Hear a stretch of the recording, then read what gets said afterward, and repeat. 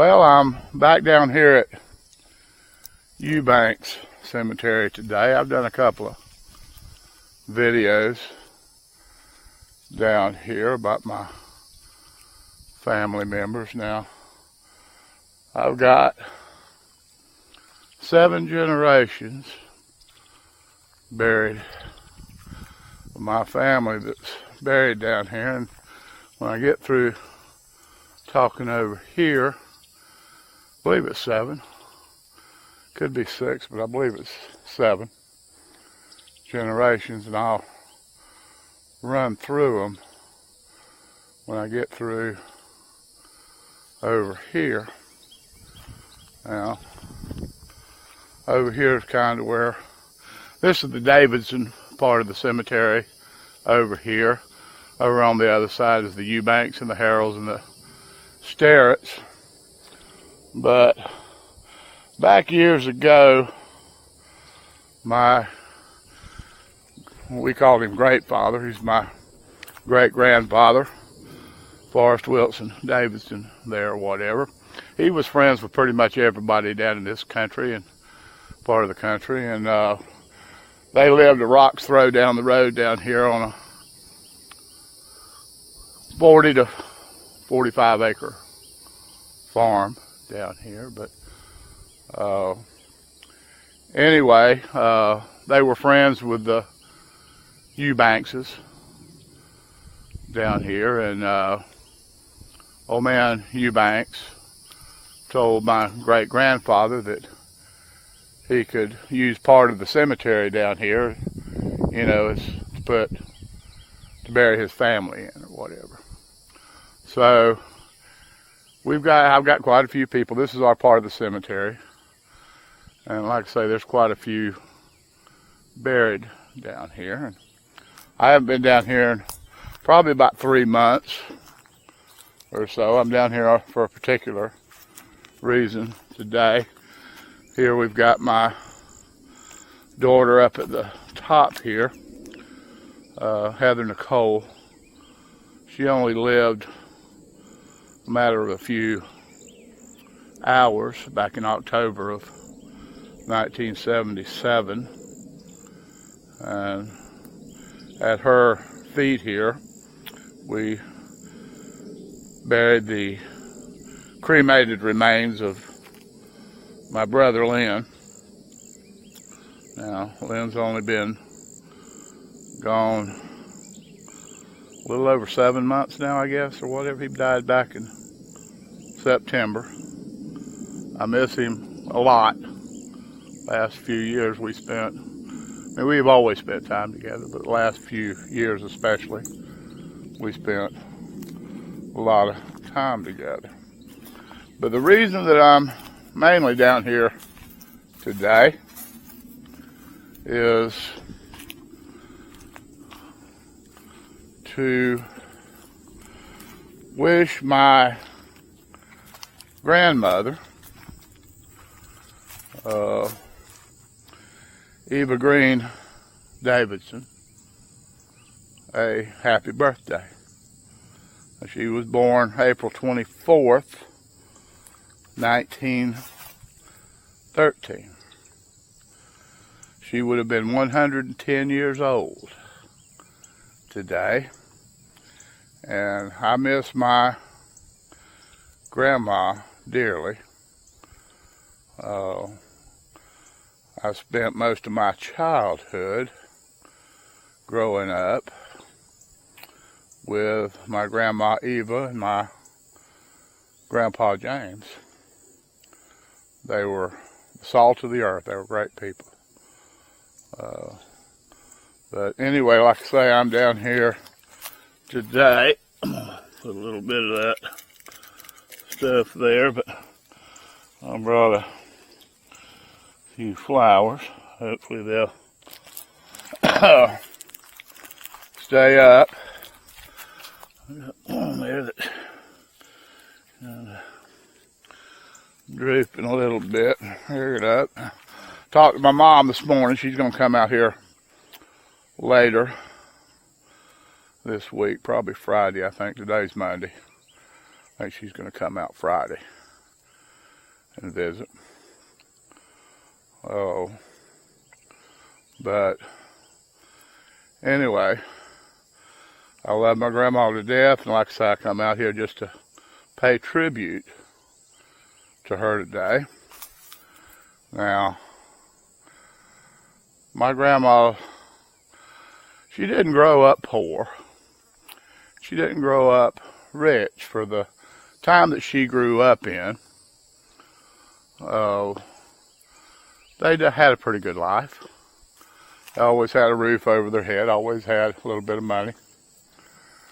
And her father was a sawyer.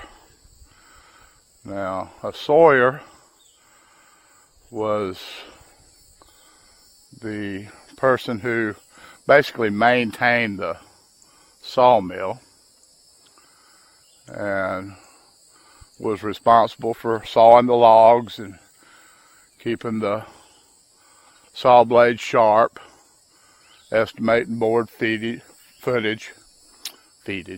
to me, board feet in trees, and making sure that the sawmill run properly.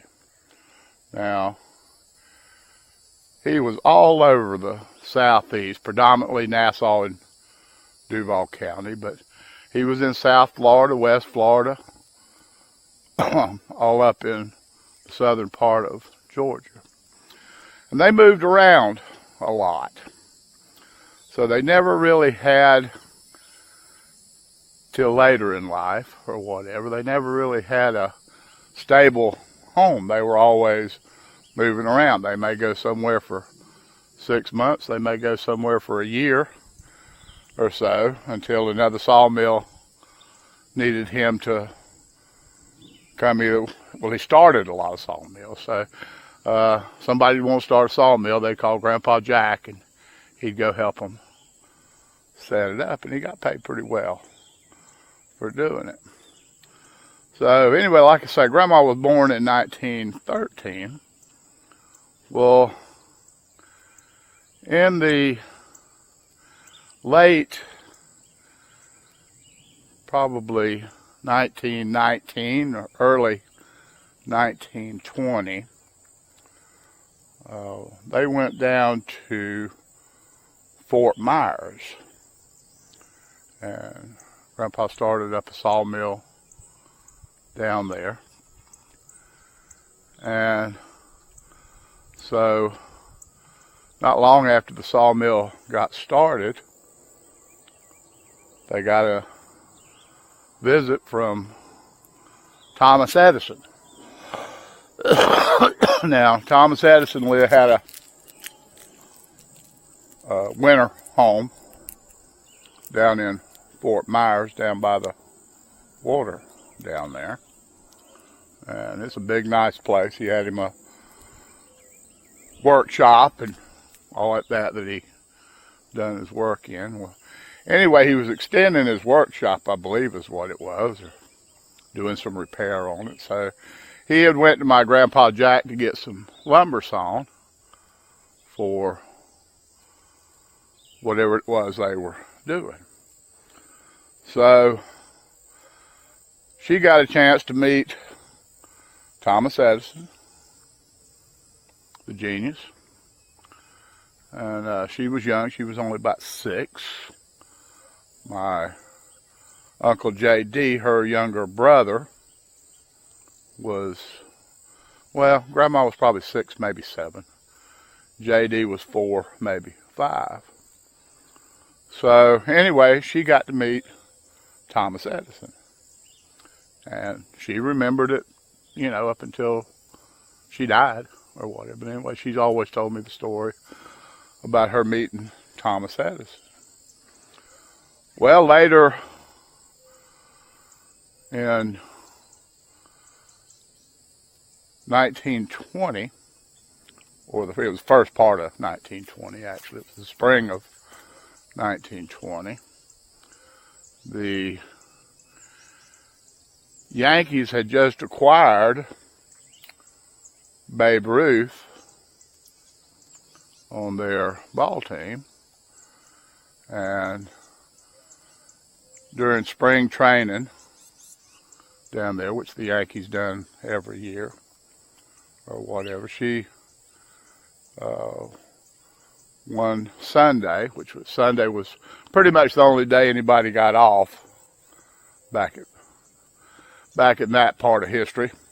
People worked at least 5.5, usually 6 days a week. So anyway, one Sunday, Grandpa Jack took my grandma and her brother, J.D., to the ballpark during spring training. So she got the chance not only to meet Babe Ruth in his rookie year for the Yankees, but she, after she met him or whatever, Babe Ruth actually took her and some other young people out for ice cream after the event. So she met Thomas Edison and she ate ice cream with Babe Ruth. So if nothing else, that right there would be a lot. Now, I've met a lot of celebrities in my life. I worked in baseball for about 15 years and worked in football for about 10 years for the Jaguars and for the local baseball club, the Jacksonville Suns. And, I've also worked many different venues, but I've met a lot of celebrities, some of them good, some of them bad. You know, they're just like everybody else in the world. There's some really nice ones and some really ugly ones.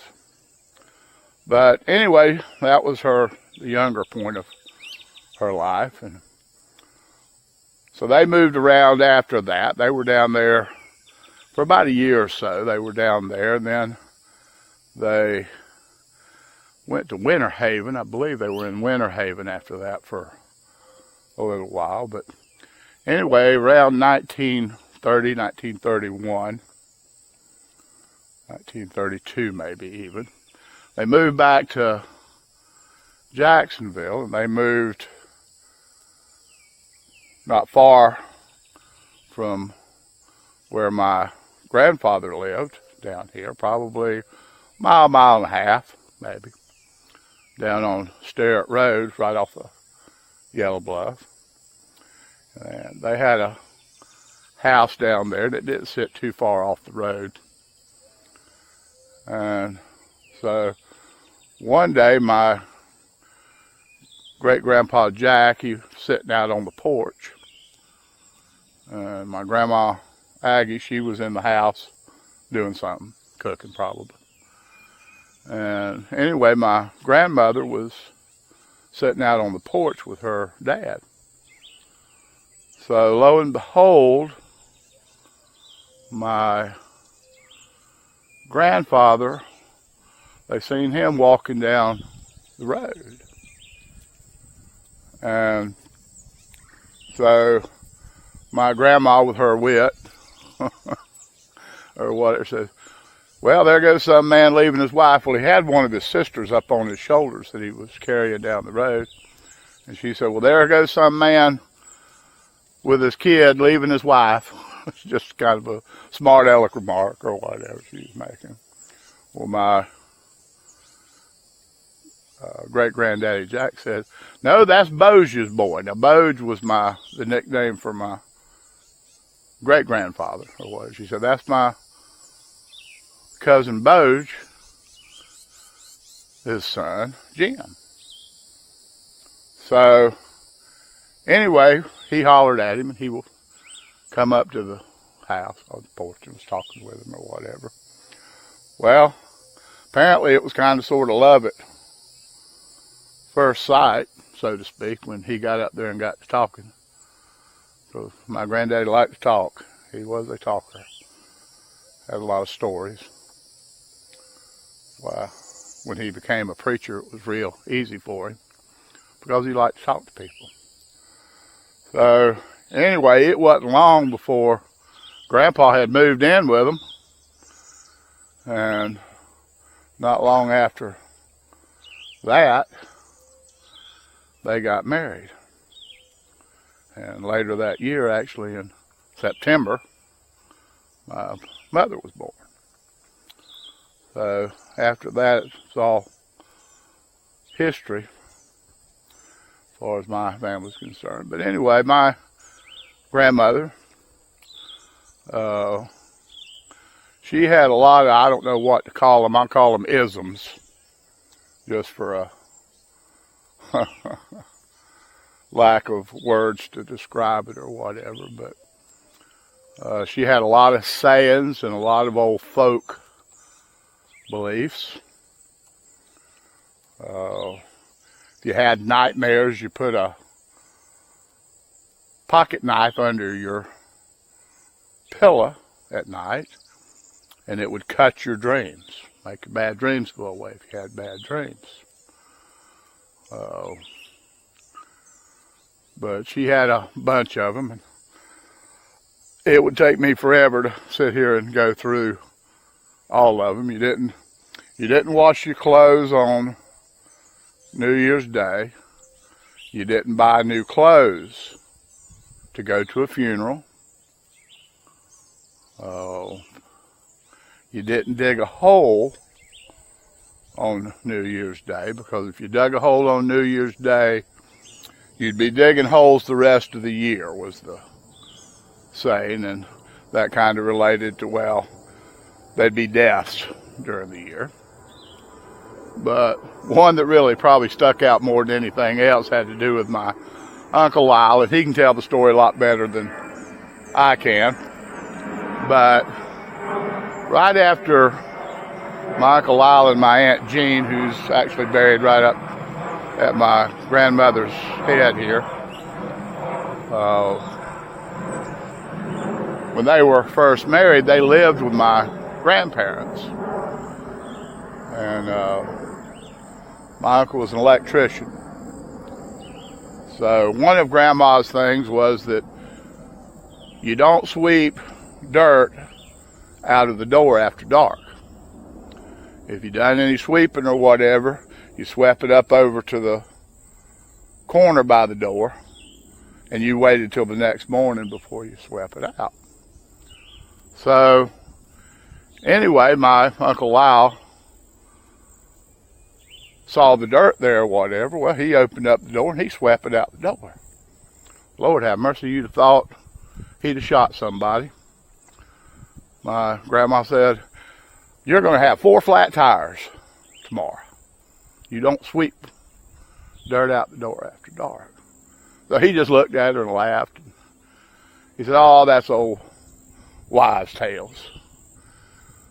That ain't going to happen." Well, next day he got up to go to work. He had an old car that he drove, and he was driving Maypops. If you don't know what a Maypop is, that means if you're traveling around very much or whatever, those tires may pop on you before you get to where you're going. They were older tires. It was an older car. So anyway, he was on his way to work, and he went, and he had to pick somebody up, I guess, on his way to work that morning. Maybe he rode with him every day or something. Sure enough, he had a flat tire on the way to pick this person up. Well, he had to change a tire. Well, he went and picked whoever this was up, and I think when they left there or whatever, he had 2 more flat tires. But make a long story short, before he got to work that morning, sure enough, 4 tires had went flat on that car. And you can say, well, that's coincidence or whatever, I don't know. The Bible says you can speak things into existence. Maybe that's what Grandma done, was speak it into existence. I don't know. But anyway, Grandma was quite the character. She raised her own chickens a lot of the time. Once her and my grandfather got married and was keeping house. And,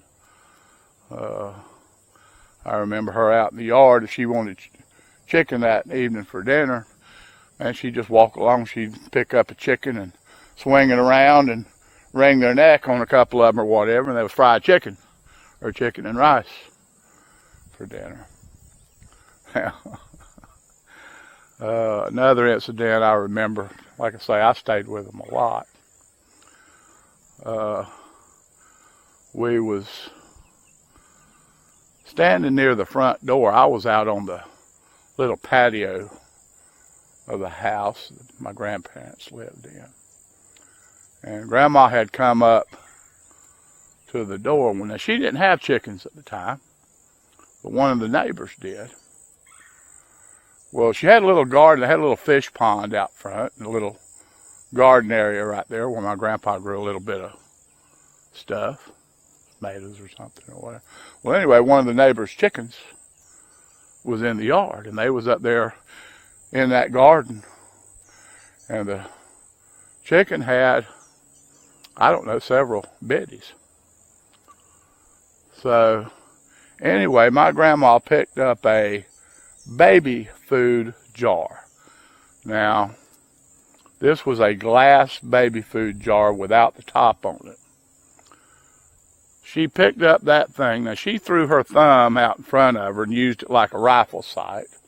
And she flung that baby food jar. And you can believe it or not, but I was there and I seen it, or whatever. That jar hit that chicken right in the head and almost whacked its head off. So, like I say, there was a lot of stories with my grandma. I've told the one about, in fact, I told it the other day in one of my last videos or whatever, about saying the word pregnant around her. You didn't do that. I didn't know that was a bad word till I said it in front of her. And if she chastised you and you needed whipping for something, well, she'd make you go pick a switch, and she'd switch you on the legs with it a little bit or whatever. She didn't whip a whole bunch. Grandma would talk to you, and she would make you feel what you done wrong. Like I say, she wasn't big on whipping, but she would definitely talk you to the point where you were sorry for whatever it was that you done. So, like I say, I miss my grandma a lot. She had diabetes, and she died basically from complications of diabetes, that and arterial vein failure. Her veins had got so poor that they couldn't tie off the veins, and they had to remove parts of her foot and then her leg. And they just deteriorated so much or whatever, she more or less, for lack of a better term, bled to death.